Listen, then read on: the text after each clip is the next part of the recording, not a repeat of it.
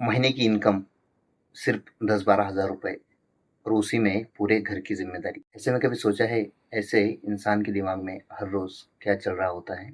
मैं अक्सर इन लोगों की वीडियोज़ देखता हूँ। हम में से कई लोग देखते होंगे, तभी तो मिलियन में, लाखों में व्यू आते हैं। जिसमें वो बताते हैं आपकी महीने की इनकम अगर 40 से 50 हज़ार रुपए हो, 30 हज़ार रुपए हो, तो उस इनकम का आप क्या करोगे?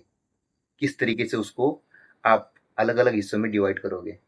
और उस हिसाब से आपके खर्चे, आपकी सेविंग, आपकी इन्वेस्टमेंट ये सब होगी। इस तरीके से वो बहुत सारी बातें पर्सनल फाइनेंस के बारे में बताते हैं। लेकिन मुझे नहीं लगता उनकी बातें इतनी इफ़ेक्टिव होती है कि एक आम आदमी को पैसों की प्रॉब्लम से वो बाहर निकाल सके। अभी देखो, मेरी सैलरी है ₹500 पर डे। अगर महीने के मैं पूरे 30 दिन अगर काम करूँ ना, तब जाके मेरे ₹15,000 हो गए। लेकिन ऐसा होता नहीं है। महीने के 20-22 दिन ही काम होता है, बाकी काम रहता नहीं है, हमेशा काम मिलता नहीं है।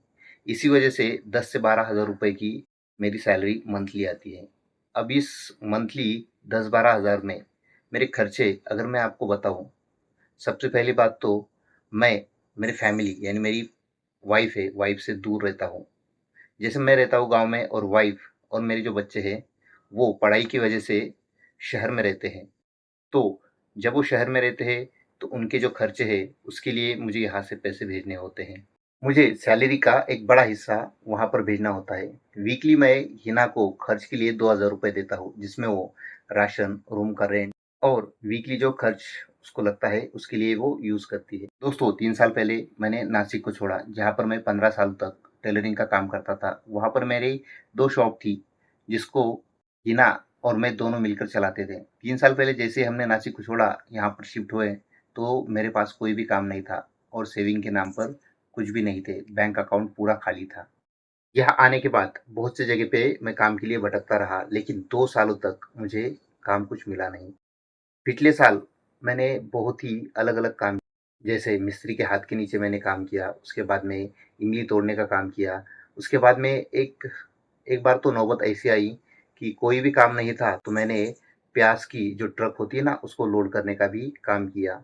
तो कुल मिला के देखा जाए तो 3 साल से मेरे पास कोई भी काम नहीं था। काम नहीं होने की वजह से पैसों के बहुत ही ज़्यादा प्रॉब्लम आ रहे थे। और अभी एक अच्छी बात ये हुई कि पिछले साल से मेरे पास काम है। अब लगभग 10 महीने हो चुके हैं, मैं मेरे भाई के पास में काम पर जा रहा हूँ, जो कि वेल्डिंग का काम करते हैं और वो मुझे सैलरी ₹500 पर डे के हिसाब से देते हैं, जो कि महीने के 10-12 हज़ार रुपए हो जाते हैं। जो कि इस महँगाई के दौर में इन 10-12 हज़ार रुपए में गुज़ारा करना बहुत ही ज़्यादा मुश्किल हो रहा है। हालाँकि मैं बस इसी उम्मीद से ये काम कर रहा हूँ कि ये काम मैं सीख जाऊँगा, तो मुझे पेमेंट भी ज़्यादा मिलेगा या फिर मैं खुद का अपना छोटा-मोटा काम भी कर सकता हूँ। तो मुझे एक्स्ट्रा इनकम आएगी। बस इसी उम्मीद के साथ में मैं ये काम कर रहा हूँ। लेकिन आज के इस महँगाई के दौर में इन 10-12 हज़ार रुपए में पूरी फैमिली की ज़िम्मेदारी उठाना बहुत ही ज़्यादा टेंशन होता है।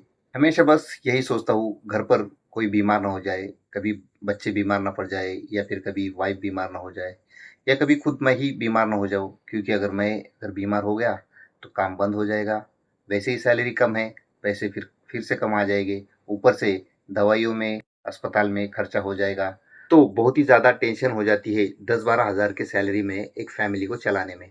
तो इन सब प्रॉब्लम से बाहर निकलने का मुझे लगता है बस एक ही तरीका हो सकता है कि अपने फाइनेंशियल नॉलेज को बढ़ाएँ।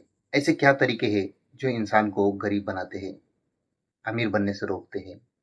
ऐसी कौन-सी बातें होती हैं जो अमीर लोग जानते हैं और गरीब लोग नहीं जानते हैं? ऐसे कौन से कदम हो सकते हैं जिन्हें उठाने के बाद हम अपनी गरीबी मिटा सकते हैं? तो वही आगे आने वाले दिनों में मैं अपने इस चैनल के माध्यम से दिखाने की कोशिश करूँगा और मैं किस तरीके से, किस तरह से इस प्रॉब्लम से, किस पैसों की प्रॉब्लम से बाहर निकलूँगा, ये दिखाने की कोशिश अपने इस चैनल के माध्यम से करने वाला हूँ। तो आप लोग अगर चैनल पर नए हो तो चैनल को ज़रूर सब्सक्राइब करके रखना और मेरा हौसला बढ़ाने के लिए आपके पास अगर कोई सुझाव हो तो कमेंट में ज़रूर लिख के बताना। मैं हूँ आपका दोस्त सैम और आप देख रहे थे मिलियनेयर की डायरी।